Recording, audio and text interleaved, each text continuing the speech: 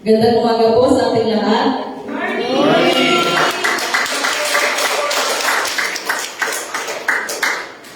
Magaman paulan, walang hadlang po ang ulan. Pagkakit tayo ng mensahe ng Panginoon ng makapangyarihan. Amen. Nabulol na po yung pastora niyo.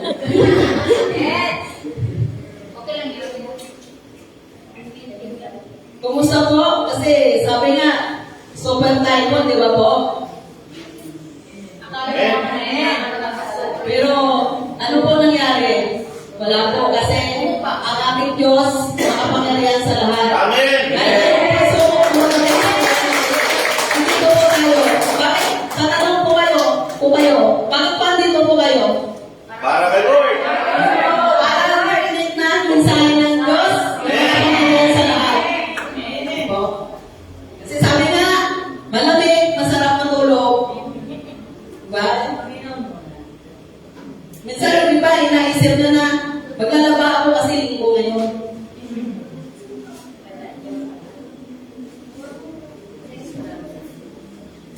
Pero ako yung nagkasakit ng 3 araw na inupo po ako. Sinasabi ko ba, masarap matulog kasi malamig. Malamig yung panahon. Pero pag kay Lord ka pala, hindi mo pala yung magawa. Amen. Kasi talaga, tinutulan ng Panginoon na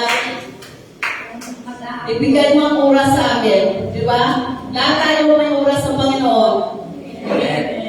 Hindi lang tayo may oras doon sa paglalaban natin. May oras tayo sa pagpamasyal natin. Di ba? Kasi kung ang Diyos ang inuuna natin sa buhay natin, payapa po tayo. Hindi po tayo nagkakaroon ng isip na hindi maganda. Di ba po? Yan sabihin mo, wala akong pera sa bulsa ko kahit 20.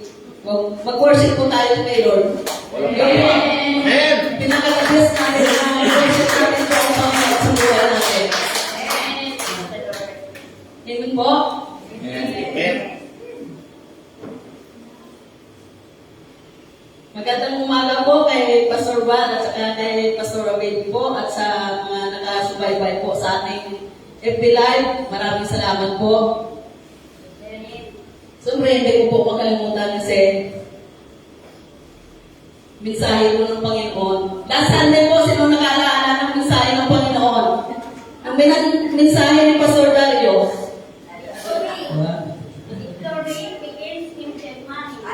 Yan po yung tema. Yan po yung tema. Sige po. Sabi nga ng Lord, may reward tayo sa tao. May reward din ng Diyos sa atin. Amen. Ito siyempre, mayroon tayong reward. 2 ang nakasagot. Ibig sabihin, ito po yung reward ng Panginoon sa atin. Diba? Amen po. Bago tayo po magsimula, ang mensahe ng Panginoon, kailangan masaya tayo. Mayroon tayo ng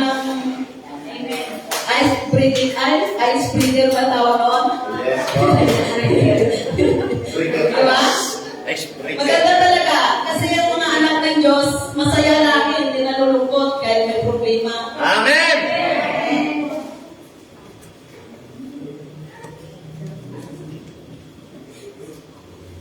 Kahit nakakalanas tayo ng hindi maganda sa buhay natin, nandito pa rin tayo. Huwag tayo po magpa-apekto. Kailangan natin sumunod tayo lagi sa Panginoon. Amen. Bakit? Sabi nga sa Bisaya, sa Bisaya.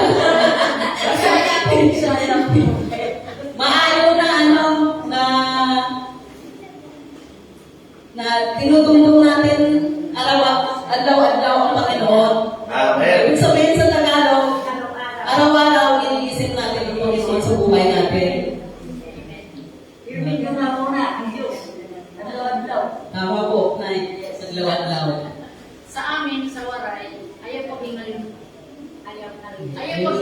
ang Ginoo kay mahal na mga palamatan.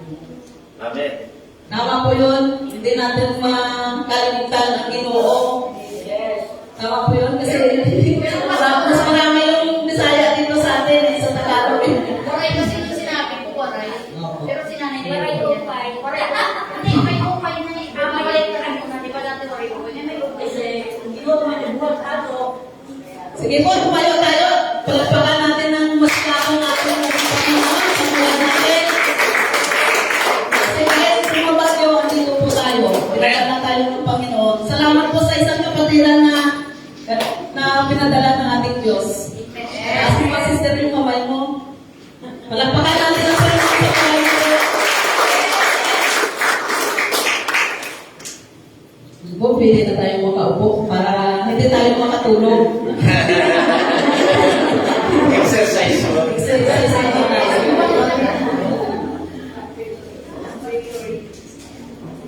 Sabi nga, ang sermon ni Pastor tayo noong last Sunday, ang sabi, ang labanan ay nagsisimula sa isip. Amen. Ngayon naman po, victory begins in the mind. Ang tagumpay ay nagsisimula sa isip. Diba? Ano kaya mga kapatid iniisip nyo ngayon? Mensahe ng Panginoon o? Sayang, hindi ako nakasama kayo kumari. Tanong yung natin pang katabi nyo kung may pupuntahan ngayon. Sige po, salamat sa Panginoon. Ang pamagat ng ating mensahe ngayon ay pagpanalo sa labanan sa negatibong pag-iisip. Diba? Siguro malilit tayo na negatibo lagi yung isip natin. Ito po yung ating topic ngayon, negatibong isip. So meron tayo laging isip na parang maling pag-iisip. Yun po.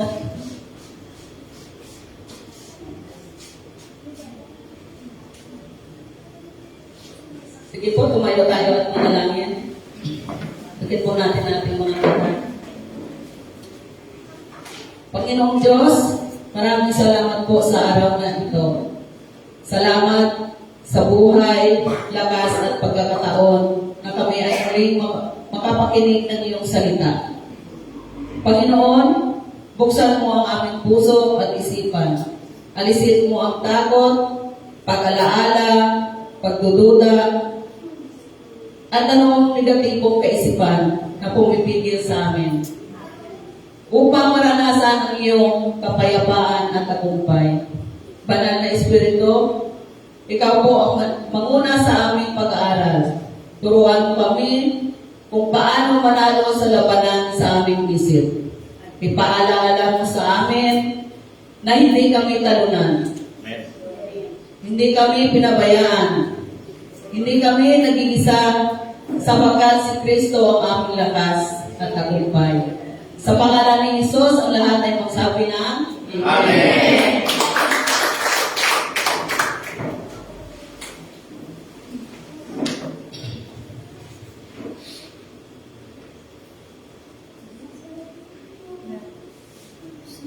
Baka meron sa inyo dyan nagkape pa ang lahat o nag-almusal? Di ba nag-almusal? Naku, ang topic ng mensahe ng Panginoon, medyo mahaba-haba. Abutin po tayo siguro mga alas 12 po. Okay lang po ba sa inyo? At least mabusog tayo ng salita ng Panginoon. Amen. Pagpanalo sa labanan sa negatibong pag-iisip. Maraming labanan sa buhay ang hindi unang nangyayari. Nangyayari sa labas. Hindi ito unang nangyayari sa trabaho. Hindi ito unang nangyayari sa pamilya.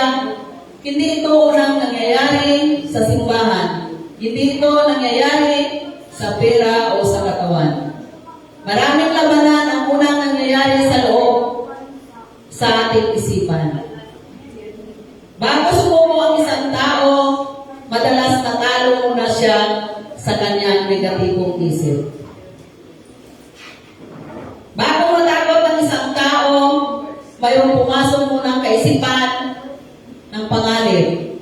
Bago mawala ng pag-asa, may pumasok muna ang kaisipan ng panganib.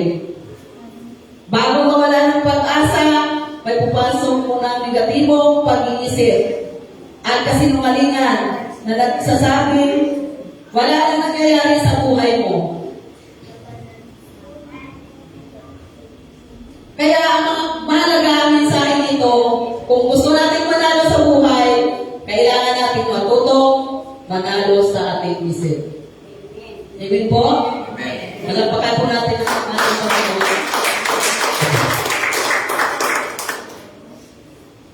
Ang sabi po sa 2 Corinto chapter 10 verse 3 to 5, ito ang focus natin.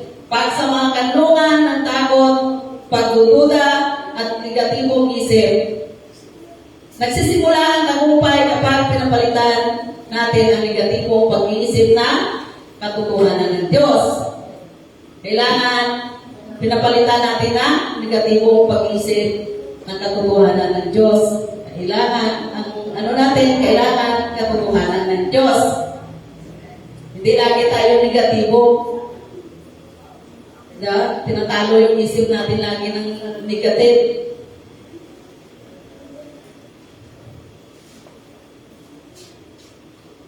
Ang sumulat ng 2 Corinto, si Apostol Pablo. Sinulat niya ito sa Iglesia sa Corinto. Ang Corinto ay isang lungsod na maunlad, maraming tao, maraming kultura, ngunit marami rin problema sa moralidad, pride, division, at maling katuruan. Ang layunin ni Pablo sa sulat na ito ay patatagin ang mga pananampalataya, ipagtanggol ang tunay na ministeryo na galing sa Diyos, at ituro na ang tunay na kapangyarihan na hindi nakabase sa itsura. Galing magsalita, posisyon, o lakas ng tao.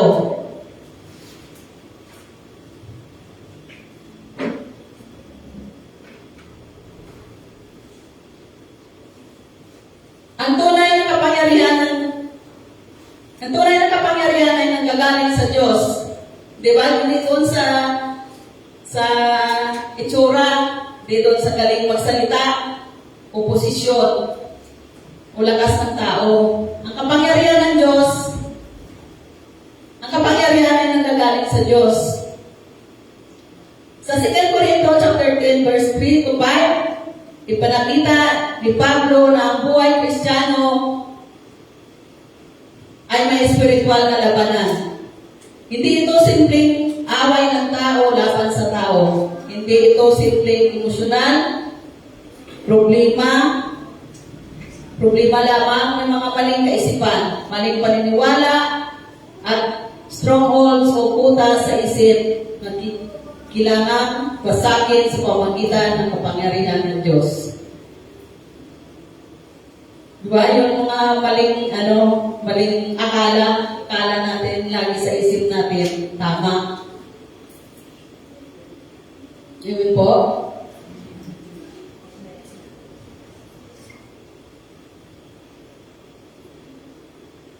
Kung may mga notes po tayo, ito yung mga verse natin na dapat natin pag-aralan. Sabi sa 2 Corinto chapter 10 verse 3, sapagkat pagaman kami ay nagsisilakad sa laman, ay hindi kami nangakikipagbaka ayon sa laman. 2 Corinto chapter 10 verse 4, sapagkat ang mga sandata ng aming pagibaka ay hindi ukol sa laman, kundi makapangyarihan sa harapan ng Diyos sa ikagigiba ng mga kuta.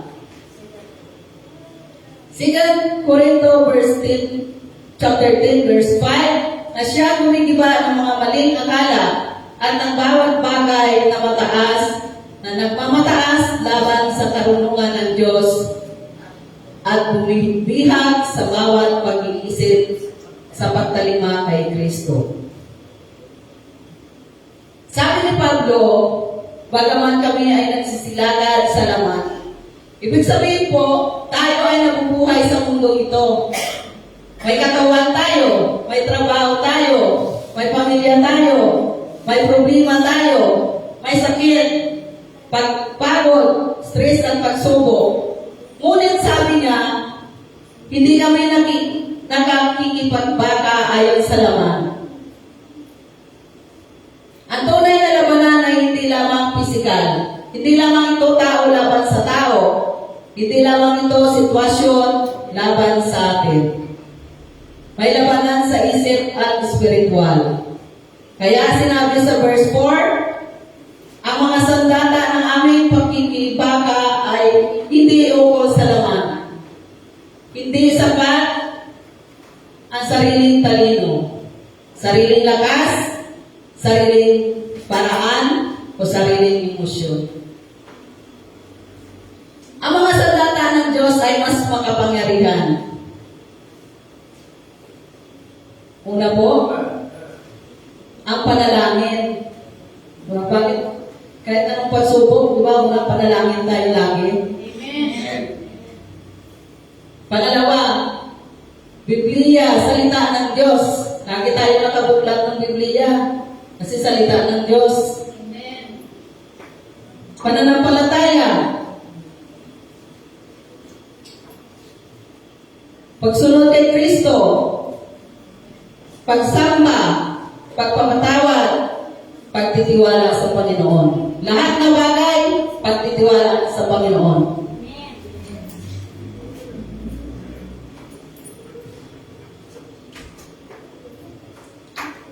Sabi pa sa verse 4, ang sandata ng Diyos ay makapangyarihan sa harapan ng Diyos sa ikag-iba ng mga kuta.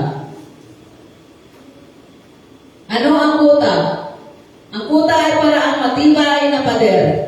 Sa spiritual life, ang kuta ay mga maling paniniwala na matagal nang nanirahan sa isip ng tao. Diba? Minsan, sabihin mo, sisimba ako, pero yung isip mo, iba. Pero pa rin naninirahan sa isip natin na yung dati nating isip.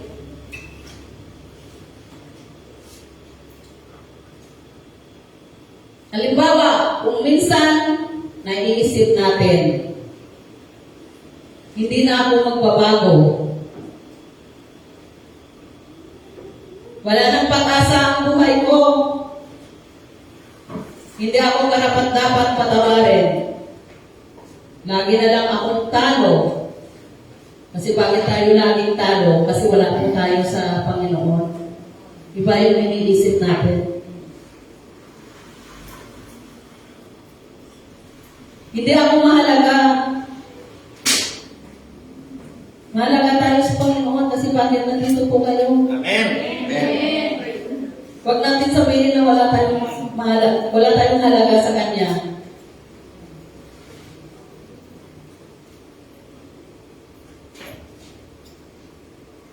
Hindi ako gagaling. Diba? Amen po. Amen.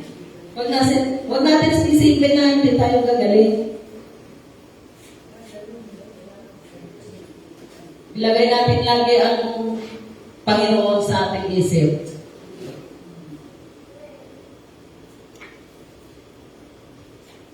Walang purpose ang buhay ko. Kasi bakit masasabi natin yun? Masasabi kaya natin yun? Dito kaya sa KOTC mayroon pa po? Wala, no? Kailangan may purpose lagi ang buhay natin. Amen. Hindi natin iisipin na walang purpose ang buhay ko. Bakit po andito kayo? May purpose ang buhay natin.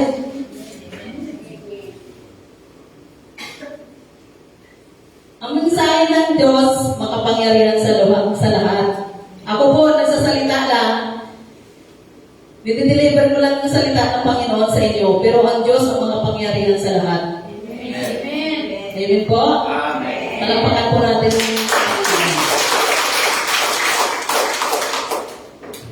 Mga kapatid, ang mga kanyang isipin ay hindi galing sa Diyos. Diba? Tingnan nyo kanina, hindi ako magbabago. Walang pag-asa ang buhay ko. Tingnan nyo po yan, kung sa Diyos nang nagaling yun. Hindi po ba? Amen? Amen. Ang Diyos ay hindi nagbibigay ng kasinungalingan at negatibo kaisipan. Ang Diyos ay nagbibigay ng katotohanan at pag-asa, kapayapaan at bagong buhay. Yun po ang binibigay ng Panginoon sa atin.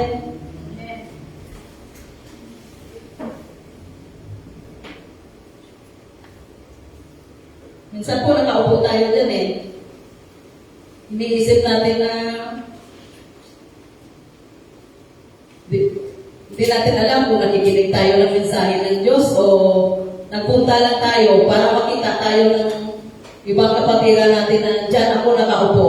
Pero yung isip natin, malayo.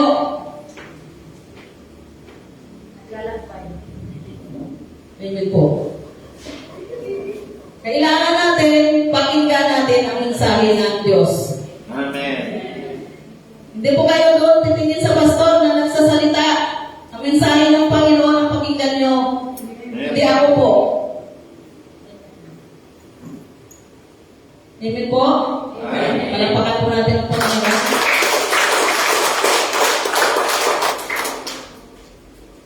Ang pangunahing aral natin ngayon, ito.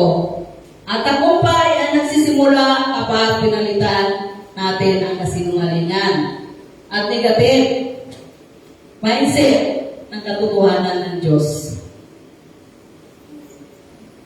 Kailangan yung mga kasinungalingan, negative mindset, palitan natin ito ng katotohanan ng Diyos. Yung laman ng isip natin, katotohanan ng Diyos, ipapalit natin. Amen? Amen. Hindi pwedeng palaging kasinungalingan. Hindi negatibong isipan ang laman ng isip natin. Tapos aasahan natin magiging payapa ang puso natin. Maaasahan ba natin kasi walang lingan ang isip natin lagi? Hindi, di ba po?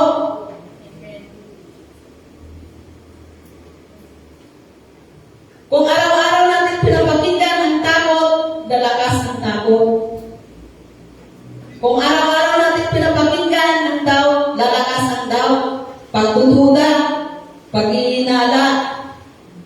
Minsan malakas tayo pagdududa, pag-iinala. No? Malakas yung isip natin lagi. Kung araw-araw natin pinapakinggan ang sama ng loob, lalalim ang sugat, di ba po? Lalalim yung sugat sa puso natin. Saka sa puso natin, kasi pinapakinggan lang natin lagi ang sama ng loob. Amen po? Amen.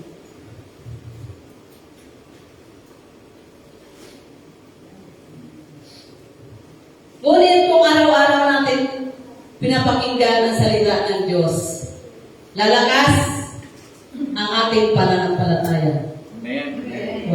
Araw-araw ang pakinggan natin salita ng Panginoon.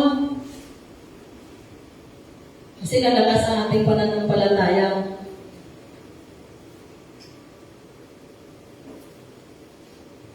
Kung inuulit natin ang pangako ng Diyos, babalik ang pag-asa.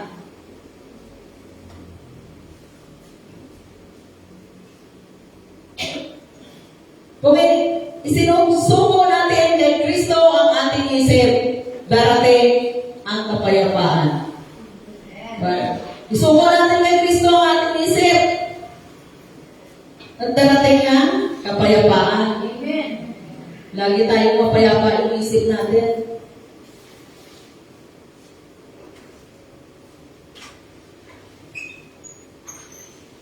Ang unang katotohanan para manalo sa labanan na isip Una po, kilalanin ang mga maling kaisipan. Sabi sa 2 Corinto, chapter 10, verse 5, gumigiba ang mga maling akala. Ibig sabihin, may mga kaisipan na kailangang suriin. Hindi lahat ng isip natin ay totoo. Kailangan suriin natin lagi ang isip natin. Kasi, hindi lahat ng naiisip natin ay totoo.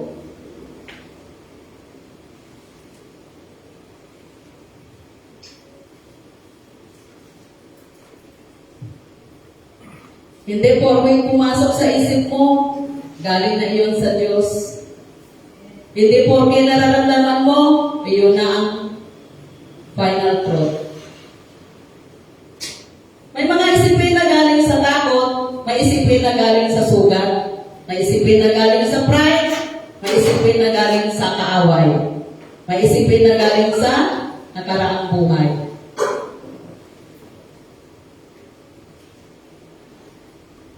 Kaya tingnan niyo po ang mga katabi niyo po. Kaya tanungin natin ang sarili natin.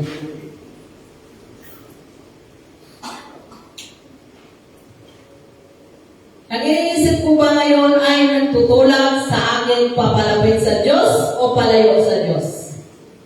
Tingnan pa rin natin ang katabi natin. Kung anong tutulak sa Kanya, papalapit sa Diyos o papalayo sa Diyos? Salamat. Palagpakan po natin ang ating buhay. Iniisip ko ba ngayon ay nagbibigay ng pag-asa o kawalan ng pag-asa? Tignan niyo ulit yung katabi niyo. Opo. Tama po. Kailangan natin nagbibigay ng pag-asa, hindi kawalan ng pag-asa. Isipin natin lagi na may pag-asa tayo sa buhay natin. Hindi yung kawalan ng pag-asa. Pag iniisip natin yung lagi na kawalan ng pag-asa, lagi tayo nalulungkot. Lord, ano na lang ang buhay ko? Isipin natin lagi. Ilabanan natin ang isip natin. Huwag tayong magpatalo sa isip. Amen po? Amen.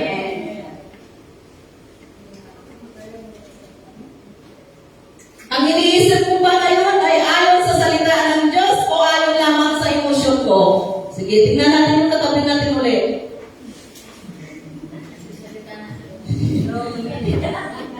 Salita ng Diyos, hindi yung emosyon ko.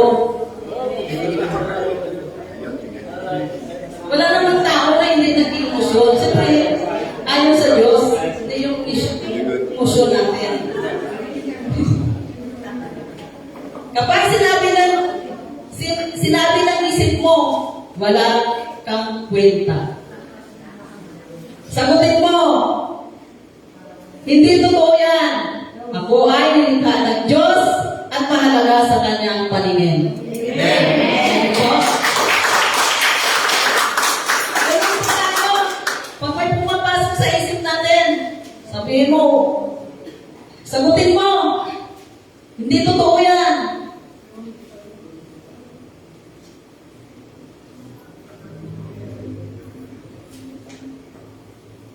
Kapag sinabi ng isip mo, hindi ka na mapapatawad, sagutin mo. Hindi totoo yan. Si Jesus ay namatay para sa aking kasalanan. Amen. Amen po? Amen. Yung lagi pong laman ng isip natin, lagi, hindi totoo yan. Sagutin mo. Amen po? Amen. Palagpakan po natin. Isa pa po, hindi ko tapos. Pero 10:29 na. Okay lang, nagkape na naman po kayo, di ba po? Kapag sinabi ng isip mo, wala nang pag-asa. Ano? Sagutin mo, hindi totoo yan. Hanggang buhay ako, may plano ang Diyos sa buhay mo.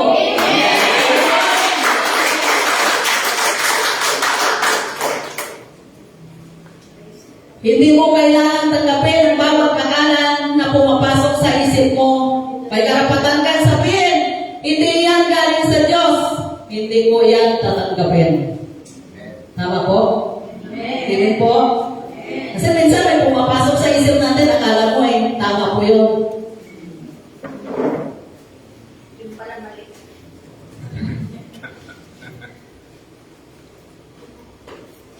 Slide number 8 na po tayo. Ikalawang katotohanan para manalo sa labanan sa isip. Gamitin ang sandata ng Diyos. Sabi sa verse 4, ang ating sandata ay makapangyarihan sa harapan ng Diyos. Ano ang mga sandata ng Diyos? Una, ang salita ng Diyos, kapag may kasinungalingan, labanan ito ng katotohanan. Kapag may takot, hanapin ang pangako ng Diyos. Kapag may takot tayo, hanapin ang pangako ng Diyos. Kapag may guilt tayo, alalahanin ang biyaya ng Diyos. Kapag may confusion, bumalik sa Biblia. Diba? Kung may mga ganyan tayo, babalik lang tayo sa Biblia. Yung salita ng Diyos dyan sa Biblia, yan ang ating pinaghahawakan araw-araw. Good morning po, brother.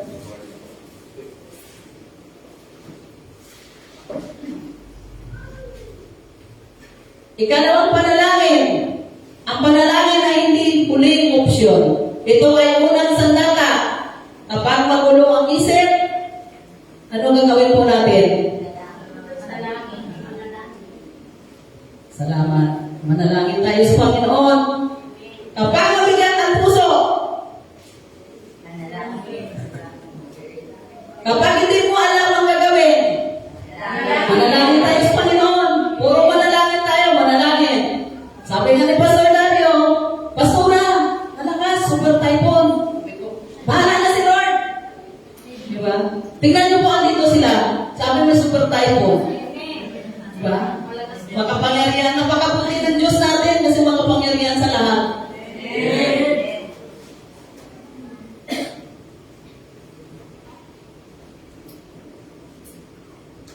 Lapakan natin ng Diyos natin.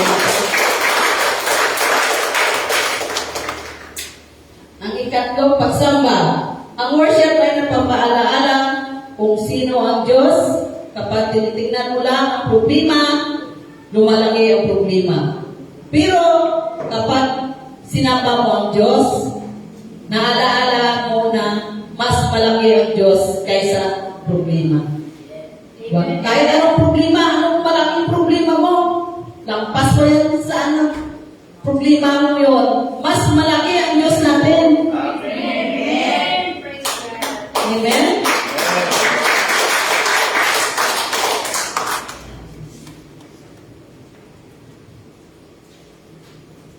Ikaapat na fellowship. Huwag mong labanan ang mag-isa laban sa isip. Kailangan natin ang church family, kailangan natin ang encouragement, kailangan natin ang mga kapatid na mananalangin kasama natin. So, kailangan natin ang QTC family. Kailangan natin yung mga kapatid natin na mananalangin. Encourage natin sila. Kailangan natin nagkakaisa sa panalangin. Amen po? Kasi pag hindi tayo nananalangin lagi tayo nakahiga. Lagi nakatamlay yung katawan natin. Manalangin tayo lagi. Pag hindi mo na lang yung kasi, parang lagi may sakit. Opo, tama ka kasi sister. Kasi naglalambot. Ikalima, pagsunod kay Kristo, ang tagumpay hindi lang pag-iisip ng tama. Ito rin ay pagsunod sa tama. Kapag sinabi ng Diyos na magpatawad, ano gagawin po natin? Sumunod po tayo sa Kanya. Kapag sinabi ng Diyos na magtiwala, sumunod tayo. Kapag sinabi ng Diyos na lumayo sa kasalanan, sumunod tayo. Opo. Amen. Yun po ang pangako ng Diyos. Sumunod tayo lagi sa Kanya.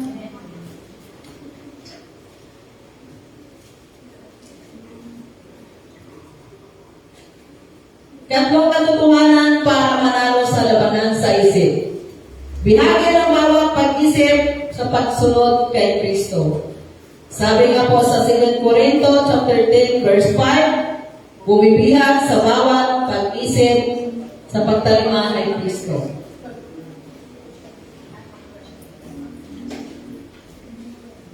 Napakaganda nito. Ibig sabihin, hindi dapat ang isip natin, boss natin.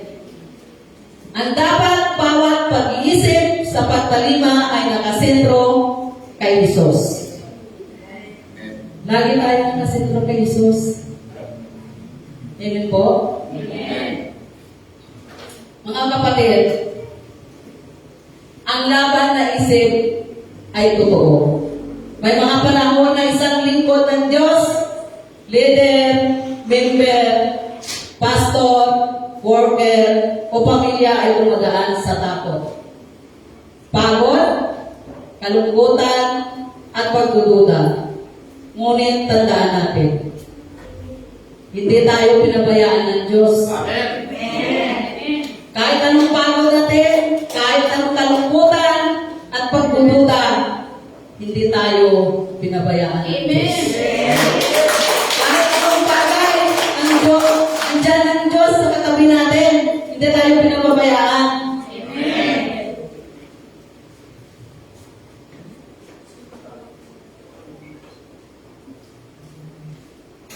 Hindi porke may battle sa isip ay mahina ka na.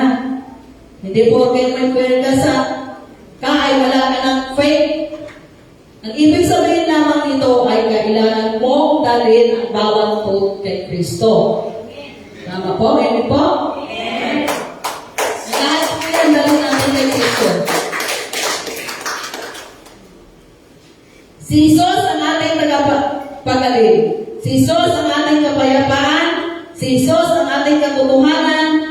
At kapag ang katotohanan ni Kristo na mahari sa isip natin, unti-unti gumigiba ang kuta ng takot, doubt, at negative thinking.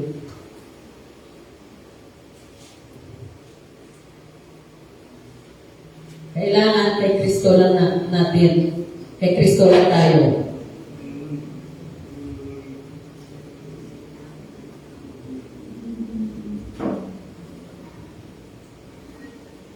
Amen po? Amen. Ang kapayapaan kay Jesus lang natin natatagpuan. At siya ang nag-ahari sa ating isip. Yung mga doubt yan, negative thinking, kailangan ang nag-ahari sa isipan natin ay si Jesus. Lagi tayo sa katotohanan, hindi doon sa maling isip. Diba? Minsan kasi doon tayo na na parang nagigiba. Kasi minsan may maling pag-iisip tayo. Dapat ipalit natin dyan, katotohanan kay Kristo. Amen po? Amen. Palampakan po natin ang katotohanan.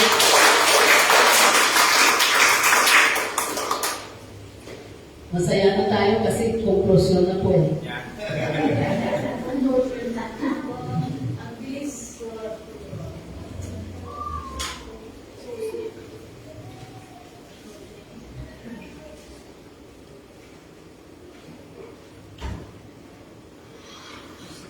Conclusion natin, ngayong araw, tinatawag tayo ng Panginoon na bantayan ang ating isip. Ang tagumpay ay hindi nagsisimula sa labas. Ang tagumpay ay nagsisimula sa loob. Ang tagumpay ay nagsisimula kapag sinabi natin, Lord, hindi ko kaya ang takot o maghari sa isip ko. Kailangan natin hindi hayaan na ang takot o maghari sa isip natin. Lord, hindi ko hayaang ang kasinungalingan ang bumubuo ng identity. Lord, hindi ko kahayaan ang sugat ng nakaraan ang magdikta ng aking future. Lord, baguhin mo ang bawat pag-iisip ko at gawin ito masunurin kay Kristo.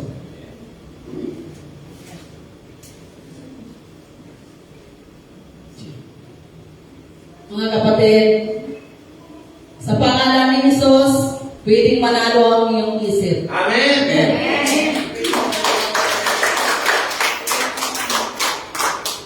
Pwedeng bumalik ang iyong puso. Pwedeng mabago ang iyong pananaw. Pwedeng magkaroon ng kapayapaan kahit may pagsubok.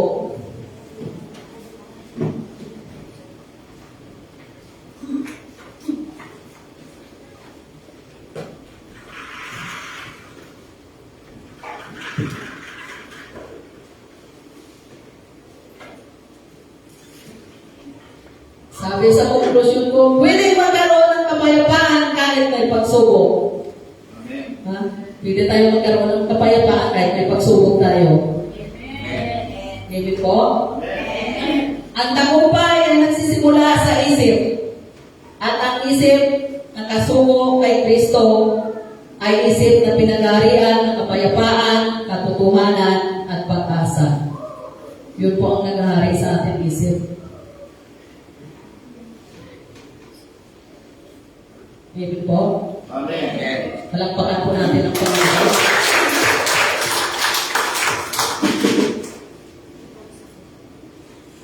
Mahina yung palakpak natin sa Diyos eh.